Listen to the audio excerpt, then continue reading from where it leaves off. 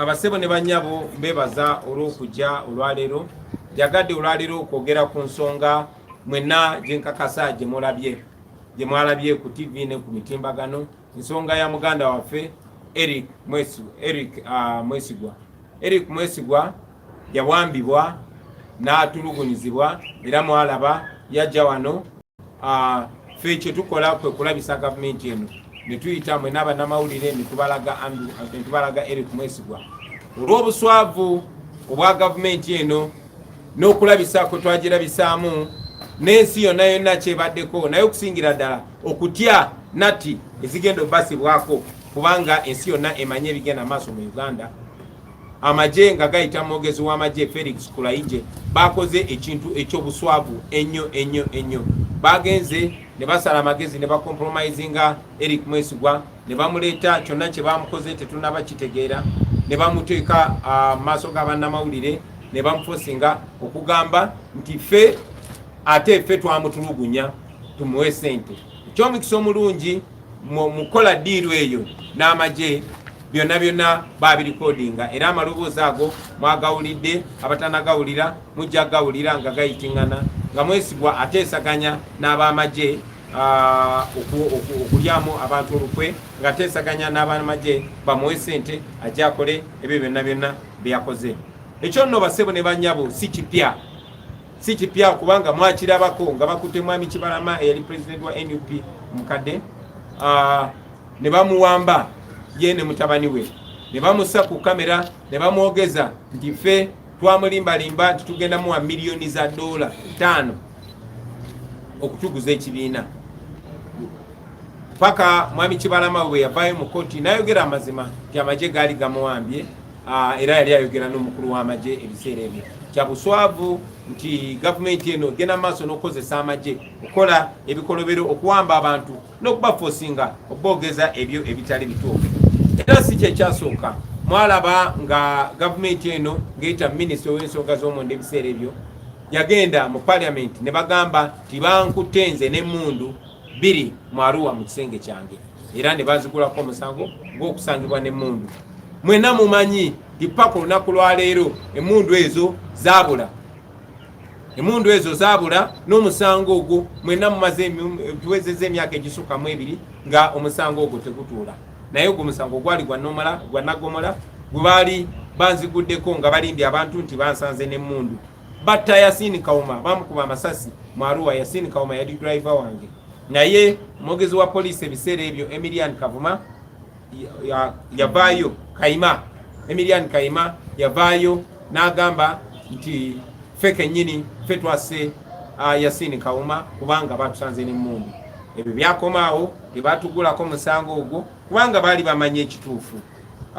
Tebyakomaawo juzi bwe batta muganda waffe Daniel Kyeyune, bagamba nti ffe twamusse, bamwegaana era ne bakompromisinga taata we eyali wa poliisi n'agamba nti ye abadde wa NRM. So ngezaako balaga gavumenti eno engeri gyegenda ng'ekyusa ebintu mu ngeri ey'obuswavu.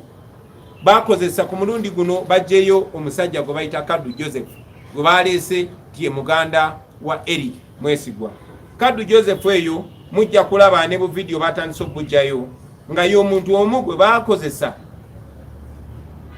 nga bagudde ku kayiwula emisango, newankubadde ate era yavaayo n'agamba nti baali bamuwadde $25,000 awe obujulizi obukyamu. So kyewuunyisa nti bano abantu betubadde tutya nga tulowooza abagezi ate si bagezi nnyo nga bwe mulowooza. Abatusinga butemu tebatusinga magezi kubanga bakola ensobi ze ezimu nga bagenda baziddingana.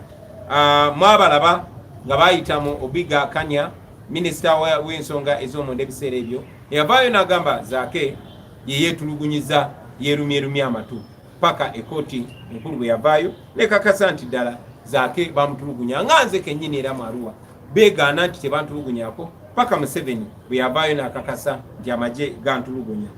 Zino ngezaako bawa ensonga ez'enjawulo, ebiseera eby'enjawulo, emirundi egy'enjawulo gavumenti ya Museveni bwezze naddala ng'ekozesa amagye wamba abantu bamala okutulugunya abantu ne babatuusaako obuvune ne babakolako ebyambyone ate ne bavaayo bo kennyini ne bakozesa abo abantu bennyini oba ne balimba mu ngeri ey'obuswavu. Mwabalaba ku Ziggy Wine batulugunya muganda waffe muyimbi munaffe Ziggy Wine n'atuuka n'okufa. Bagamba baleeta footage okakasa nti yafunye accident.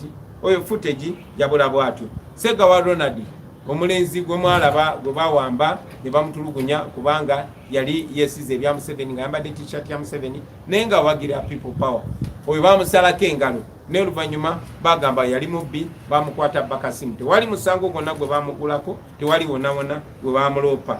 Kikikoma kw'oyo Masereka, Samuel Masereka coordinator waffe ow'e Kasese bamuwamba ne bamutulugunya ne bamusalaasala naye kati babadde kubanga kyabadde kibaswaza nnyo.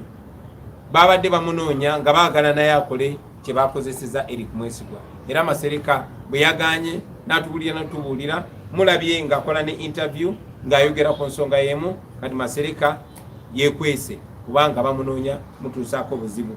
Mwabalaba abo bawamba Jamshid Kavuma ne bamwegana okumala omwezi mulamba kubanga baali bamukubye essasi mu kugulu. Yamala kutereramu ne balyoka bakkiriza. Enanga yennyini yeegaana nti tebalina Jamshid Kavuma okumala omwezi mulamba. Ng'ebitongole byonna ebigamba nti bitongole bikuumaddembe nga beeganye Jamshid Kavuma. Mwawamba tawa ne bamwegaana paka bwe bamusesema. Olwaleero baganda baffe be bawamba ekapeeka ne Nakaseke gye bali bakyabeegaana oba oli abo baba tebannabatta nabo kubeera ku pressure babate. Bangi nnyo kugeza olunaku lw'eggulu bawambye muganda waffe Gaddafi mugumya bamuwambye. Basooka kuwamba mukyala we nga babanja bbaawe abalage gyali. Dende bawamba mukwano gwe gwe bayita Tomusange gwe bakazaako erya mosquito oyo talabikanga. Kati olunaku lwajjo bawambye Gaddafi.